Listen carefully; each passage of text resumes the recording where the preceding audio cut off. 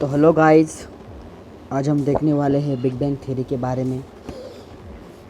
पिछले वीडियो में हमने सोलर सिस्टम के बारे में कुछ इंटरेस्टेड बातों को जाना। आज हम जानने वाले हैं बिग बैंग थ्योरी को कैसे हुआ।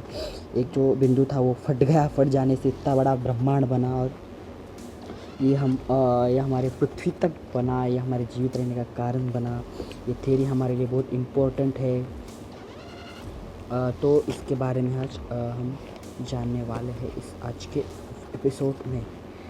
ये देखिए, बिग बैंग के कारण से सूरज बने, तारे बने, करोड़ों ऐसे ग्रह बने, करोड़ों ऐसे तारे बने जो आज हम आसमानों में देखते हैं। तो चलो,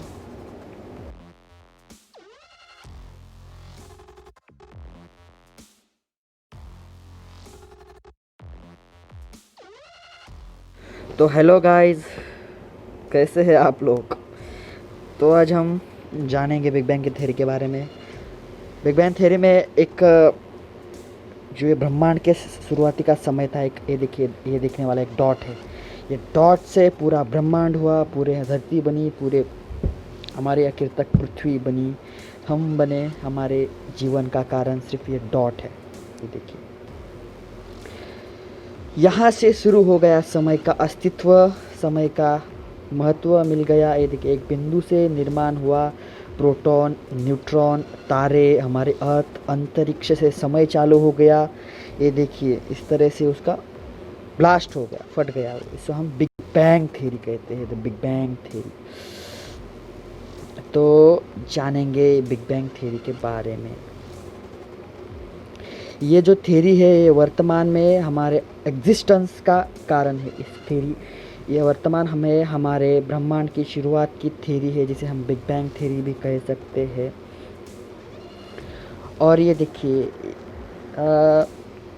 मनुष्य को नई नई चीज़ें जानने की जिज्ञासा होती है। हर बार हमने देखा है, हमको 100 ईयर से पहले ये भी नहीं पता था कि हमारे आकाशगंगा में 100 अरब आकाशगंगाएँ हैं। हमारे गैलेक्सी में 100 अरब आकाशगंगाएँ हैं। 200 ईयर पहले ये भी नहीं पता था कि हमारे कि आकाश में दिखने वाले तारे हैं वो हमसे 1000 प्रकाश वर्ष दूर है। और ये देखिए, इसमें जो बिग बैंग थ्योरी है, इसमें मैटर और एंटी मैटर होता है। मैटर मीन्स हमारे दुनिया जिससे बनी, एंटी मैटर मतलब उसके अगेंस्ट होता है। उनके दोनों की टक्कर होने के बाद प्रोटॉन न्यूट्रॉन का जन्म होता है, इलेक्ट्रॉन्स होता है। उसके बाद में स्फोट बन जाता है। वो तो कुछ समय के बाद ठंडा हो जाता है। ठंडा होने के बाद ये जो मैटर है, ये जो फोर्स है, ये जो एटम्स है, ये फोर्स की वजह से एक दूसरे को जुड़ने लगते हैं। ये देखिए, एक दूसरे से जुड़ने लगते हैं। और कुछ समय के बाद वो ठंडे होते हैं।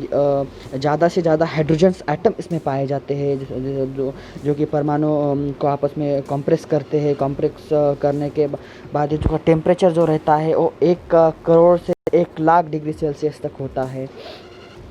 ये देखिए, कुछ समय के बाद वो ठंडे हो जाते हैं और एक दूसरे को मिलते हैं, मतलब एक दूसरे को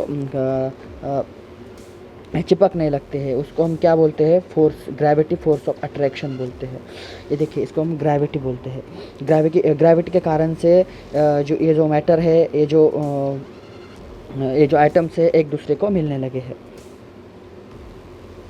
और इससे बना, हाँ, इससे कई तारे बने। ये तारे वास्तव में जाके धीरे धीरे आगे बढ़ते हुए वो ठंडे हो गए और इससे कई तारे बन गए, कई गैलेक्सीज बन गई।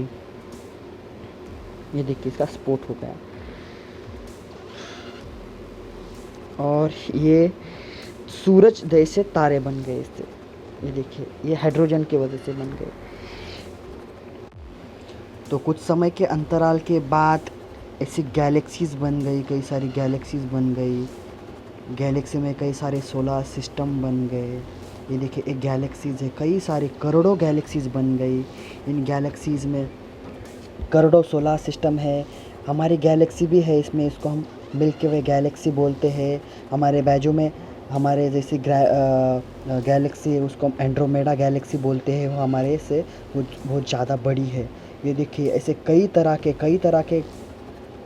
प्लैनेट्स, कई तरह के गैलेक्सीज़, कई तरह के कई तरह के क्या बोलते हैं हम उसको, कई तरह के गैलेक्सीज़, कई तरह के ग्रह बन गए।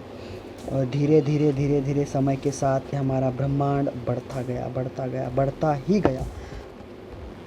और ये देखिए, ये जो एस्टेरॉइड्स भी बोल सकते हैं हम इसको, ये फोर्स के कारण, ग्रेविटी के कारण ये नीचे आने लगे, नीचे आने लगे।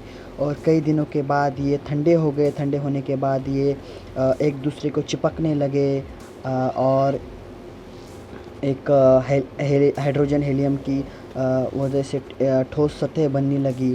और कुछ बहुत ज़्यादा टेम्परेचर होने से तारे बन गए, जिसको हम सन भी बोल सकते हैं। सन जैसे बहुत खूब सारे तारे बन गए, जो सोलर सिस्टम के मेन होते हैं, जो गैलेक्सी में कई सारे स्टार्स होते हैं, जो आज हम रात में देख सकते हैं। वो हमारे हमसे 1000 वर्ष से दूर होते हैं। ये देखिए, ये बन रहे स्टार्स बन रहे हैं हाइड्रोजन के कारण, ये एक दूसरे से मिल रहे हैं। कुछ समय के बाद ये ठंडे हो गए, इसका बनना चालू ही था। कुछ समय के बाद ये बढ़ते ही रहे थे। और इससे गैलेक्सीज़ हुई, गैलेक्सीज़ से ठोस सतह वाले ग्रह बनने लगे। ये देखिए, ये हमारे सोलर सिस्टम के कुछ ग्रह दिखाए गए यहाँ पे। इसमें आते हैं प्लूटो है, इसमें नेपच्यून है, इसमें मंगल है, बुध है, गुरु है, यहाँ के हमारी अर्थ भी है। इसमें ऐसे तारे बनने लगे।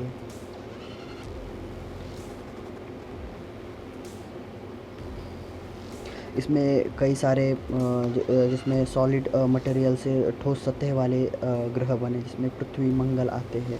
और नेपच्यून, प्लूटो जैसे गैस जॉइंट्स भी हम इसे बोल सकते हैं, उसका भी निर्माण हो गया वहाँ पे। मतलब ठोस सतह नहीं है, मतलब वहाँ पे सॉलिड मटेरियल की कमी से वजह से वहाँ पे पृथ्वी जैसी ज़मीन नहीं है। अंत में हमारी पृथ्वी बनी, यहाँ पे हम रहते हैं।